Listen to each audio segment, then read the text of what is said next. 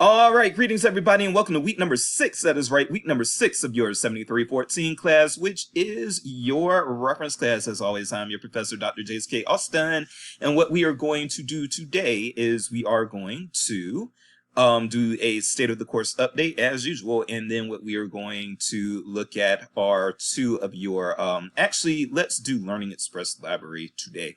We're going to look at Learning Express Library, which is available at lots of libraries, including Mizzou's library. So you all do have access to this one through Mizzou. I know that the Gale Legal Forms database that I showed you all earlier in the semester, either last week or week before last, or whenever, that one was specifically through public libraries and maybe some academic libraries, but not our academic library. But yes, Learning Express Library, a lot of school libraries have it. When I say school, I mean K-12. A lot of academic libraries have it, and a lot of public libraries have it. So this is going to be one that could be very useful for you no matter what librarianship you are in, and it's something that you will probably be able to look at no matter what type of librarianship you are in. So having said that, let's go ahead and do this state of the course update. First of all, the main thing that you all need to know is that the Wikipedia edit assignment is going to be due on October 15th, so in the middle of next month, because I am recording this on September the 27th. In the middle of next month, yes, you will do the Wikipedia edit assignment, and that will be worth 13 points. I have had former students tell me that that assignment takes them not that long to complete, between half a day and 2 days, depending on. But yeah, this is not a very demanding assignment, but it is an assignment that you're going to have to get your APA correct for. So I will need to have your, I'm behind on grading. Most of the professors are, because we just got through our accreditation visit, and then I'm also up for promotion. So that's another thing that's taken up time, is doing the promotion packet that I've had to do.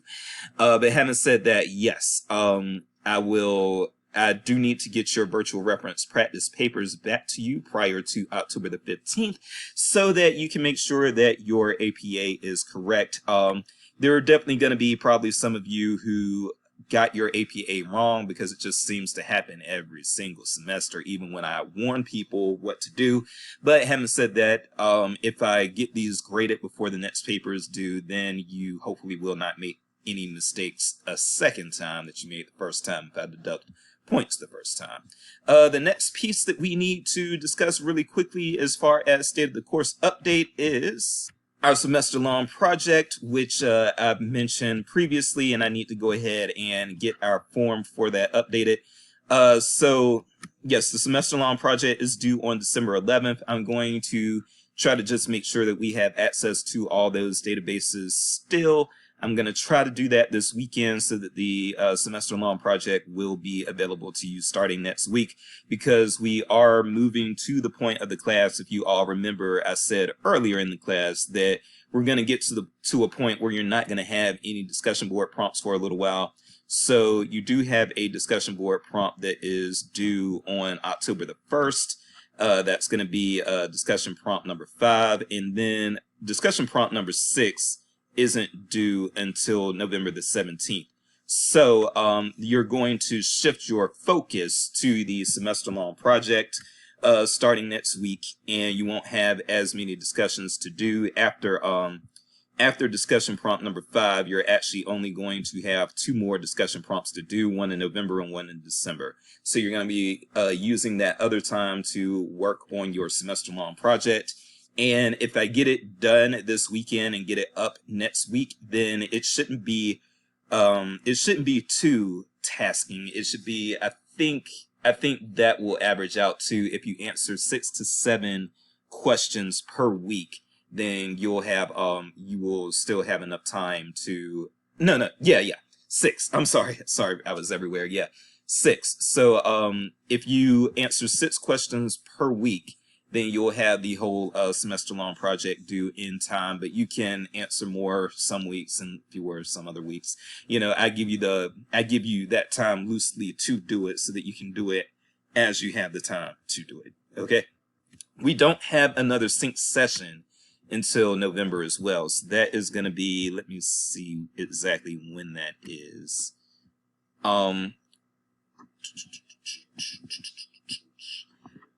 Okay, November the 7th. So yes, our last sync session is going to be on November the 7th, and we are going to be speaking on that date with Dustin Koopman, who is the head of security for the Mid-Continent Public Library in the Metro Kansas City area, and Dustin will be talking to us about de-escalation when you have problem patrons, and that is usually a very interesting presentation that he does. So I think and hope that you all are going to enjoy that.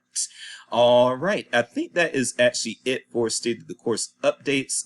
If you do have any questions, you can reach out to me by all means. And yeah, that is where we are. I don't think that there is anything else for that. So let's talk a little bit about Learning Express Library. Let's pause.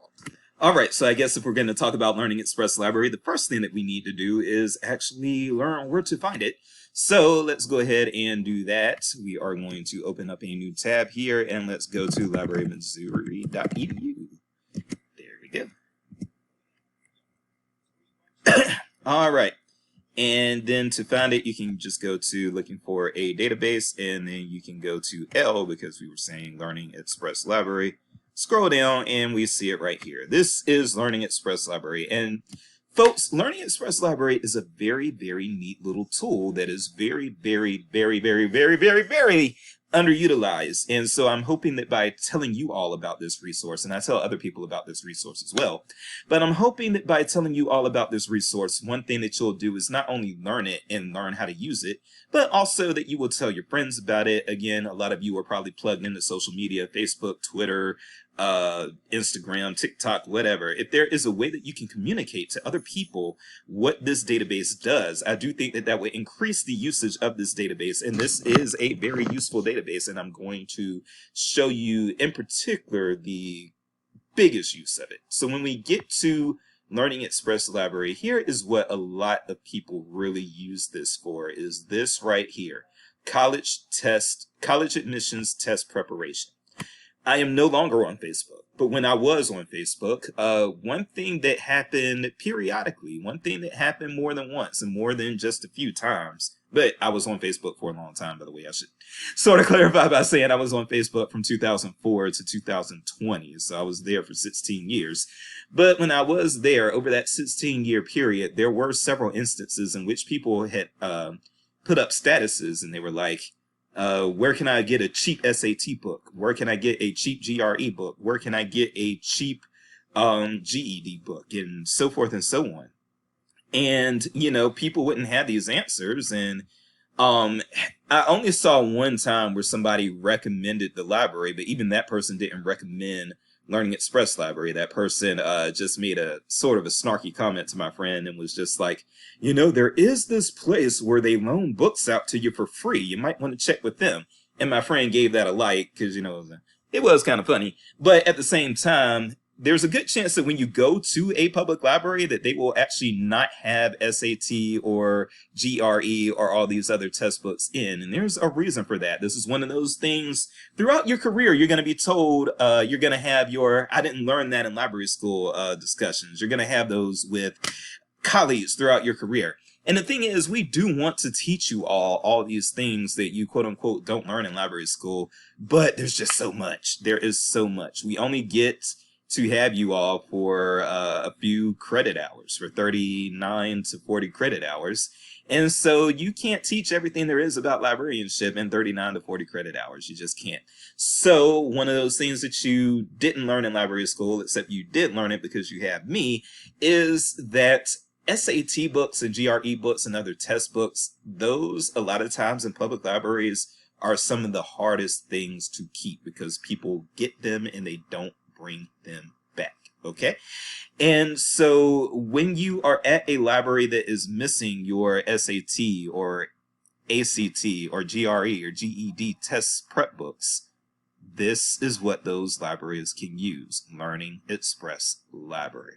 And I'll show you some of the things that you can get here. So let's click that. And as you can see, now I don't remember my login information. So what you can do, you can create a free account and then it keeps track of some of the things you're doing because in this database, you have such things as practice exams and books where you can like ebooks and that sort of thing. But if you're trying to save your progress in any module that you're doing within Learning Express Library to learn a new tool, or learn how to do the SAT, or learn some information related to K-12. You'll see that in a few minutes as well, or any of these other things. If you create one of these free accounts, then you can save your progress. And so you may want to do that specifically if you are taking practice exams. So let's go into one of these. Let's actually go into SAT, because that's the big guy. So we're going to go into SAT, and what you will see is that there are a lot of various things that you can take advantage of. I'm not actually going to go into one of them right now because, again, I don't remember my login information. That's the big reason. But then also, we are going to try to keep this video at or less than 25 minutes, and I hope you've sped it up. And so I don't have time, if I keep it at 25 minutes, to actually go into these. But that's the thing, you should still get an idea of what's being offered here. You have practice tests, and that's a big deal. Practice tests are a big deal. So you have reading, writing, language practice tests, essay practice tests, but then also you have ebooks. So here we have an ebook specifically for math. So you may not get everything that you desire, but everything that you have here is free with your library account. And this is still, I say, better than nothing, and it still gives you an advantage when it's hard to track down those test books that are out there, those test prep books. And then you've got tutorials. And that's the big thing too, is like having tutorials that actually teach you what to do, having tutorials that actually prepare you for what you're going to see and that sort of thing on the test. You can take these tutorials as well, and again, if you register, then you can save your progress in the tutorials. So that is what this database really is useful and used for, is to, or used most commonly for, I should say, is that you can use this to prepare for placement tests and that sort of thing. And if you create that free account, then it will save your progress, and that is always good. And you have this not just for the SAT, but again, you have this for the ACT, and you also have this for PSAT, AP exams, and these other things here. So that's pretty cool. And let's actually go back home and see some of the other things that this database has to offer. So we just saw what it has to offer within college admissions test prep. Once you're actually in college, there are some resources that it can have for you as well. So when you bring this down, if you're in undergrad, then they've got things to help you out with math skills, reading skills, science skills, all those sorts of things. So that's when this actually becomes kind of a resource to help you with your academic success. If you need a little bit more enforcement of instruction within math, reading, science, grammar at the undergrad level, then this can be helpful for that. Now, similarly, if we are looking at K-12, we've got these sorts of things here, grades 4 through 8, educator resources, and then also high school students. When the things for the high school students are actually things for the students themselves, and they can go in and do various, let's actually go into science, because that, even though I wasn't good at science, it was still my favorite subject. Specifically, physics was actually my favorite high school class, and I didn't even do that good, but it was still my favorite. But anyway, okay, so you could, for instance, select biology, and there are ebooks, videos, games, and flashcards to reinforce skills and knowledge within biology, and then you'll also have that for earth science and chemistry. And if I had an account that I was logged into,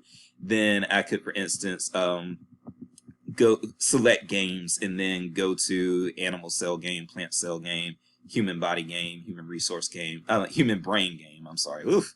I've been working too long, and now human resources is on the brain.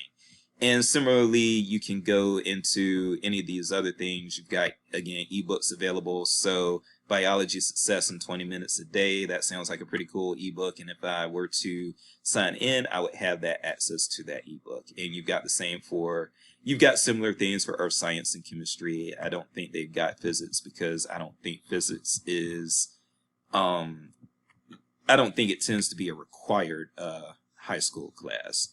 You've got social studies, skill improvements, and English and math as well. So you've got all of those great things going.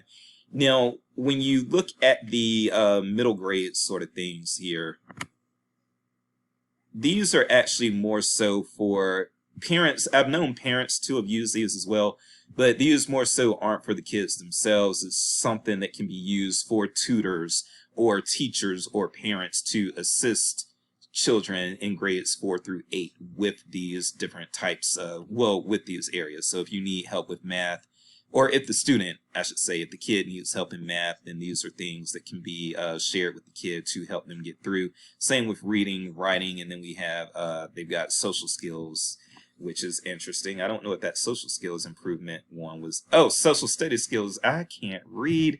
What is going on with Dr. Jace today? I'm sorry, y'all. I'm like social skills, social studies skills. This is what happens when you're trying to actually make the videos shorter, and so you're going for speed as opposed to trying to go for thoroughness, but I do know that my videos tend to be long. Okay, so that's what you got in the grades 4 through 8. And again, I want to remind you all, this is not a tutorial. I don't do tutorials for these databases. What I do is introduce you to the database and its basic functions and what you would use it for. And then if you want to learn more, it is up to you to go ahead and get into the database yourself, look at some tutorials, so forth and so on, in order to learn more. Okay. Now, so if we are going to look at some of the other things really quickly, another thing that you might be curious about. So when I was over here in college students, you all may have seen this adult core skills, and you're like, okay, so what are adult core skills? What's that all about?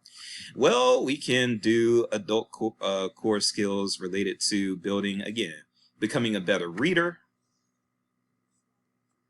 So you can have skills to become a better reader, vocabulary skills, reading skills, practice sets, these sorts of things coming out, pre-reading and active reading, organization, language and style, so forth and so on. But these are things that can help you as an adult, especially if you're an adult who maybe has some remedial reading issues or math issues.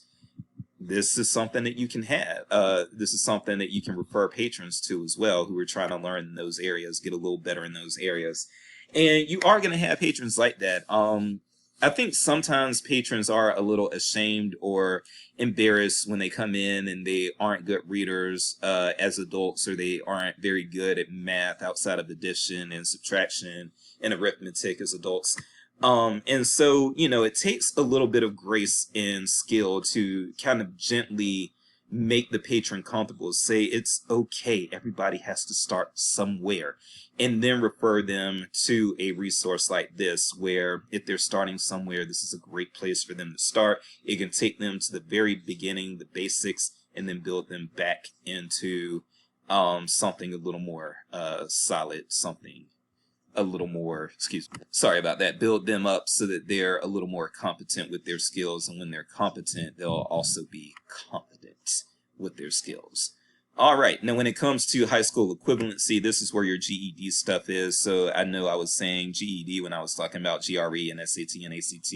GED will actually be over here instead of over here, as you all are probably aware, because it is a high school equivalency degree as opposed to something like a college prep. Okay. And then career preparation. So if you are looking to join a career, this will this is where you will find those tests. So you have the teaching exams, the law enforcement exams, military exams, but these are very general, so they are not state specific, and I don't know what they need to be. Like, I don't know if it's a different test for law enforcement in Missouri as opposed to North Carolina, where I'm from. I don't know where, well, clearly there is, because when you go in there, there is, NYPD police officer practice exams and California police officer practice exams and so forth and so on. So you've got, state trooper exams. So you've got these exams, but they're not state specific, but I am still guessing that kind of like when you take the new driver's license test in a different state, even though the state books are different, a lot of the concepts are the same, as you all know, so that we can, and that's how we are able to use the same license to drive in Missouri the same way we would drive in North Carolina. So given that, I do think that even though these are just generalized and not state specific, they're still probably very useful, because the exams are probably not too terribly different from state to state. And then you have resources in Espanol down here if those are needed. I do want to show the search feature really quick, and I'll do that with GRE because it's very clunky to actually try to find GRE stuff in here. Like with college admission test preparation, they really should have the GRE stuff right there with everything else, and they don't. I don't know why, but when you're looking for GRE stuff, that's when you're going to be searching, and the search is a little loose, but it's not the most precise search. It's a very loose search, but still, you can get to the resources this way. So you see we've got a resource breakdown, 382 things listed under tests, 35 things listed under tutorials, and so forth and so on. And you can uncheck these to kind of focus. So let's say I did specifically want an ebook. I could uncheck everything else, and if I uncheck everything else, then I'm left with these 77 ebooks, and one is GRE General Test Prep. That is probably where I would begin, but you can get into these others as well. But also know that the search is going to bring up stuff that is off topic, and you see that here. So this is GED, not GRE, and then this is taking us to 8th grade. So again, it is not a very precise search, and that is one of the drawbacks of the search. So this isn't the most search-friendly database, I will say that, but it's still very, very useful for what it offers, and it's very underutilized. But it's something that, again, I think even when you're on social media or talking to friends, it's something that you'll probably be able to recommend to people. Yes, I did keep it under 25 minutes, and let's not look a gift horse in the mouth. Let's go ahead and end it now because I'm not as long-winded today as I usually am. So that is great news. Thank you. I am Dr. Jace, and if you are in a dangerous neighborhood or dangerous area or any neighborhood or any area, it is probably a good idea to know basic self-defense and maybe carry something like pepper spray or mace. All right, I will leave it at that. I will see you all next week. Thank you so much, and we will probably do the Wikipedia edit video next week. Have a great one.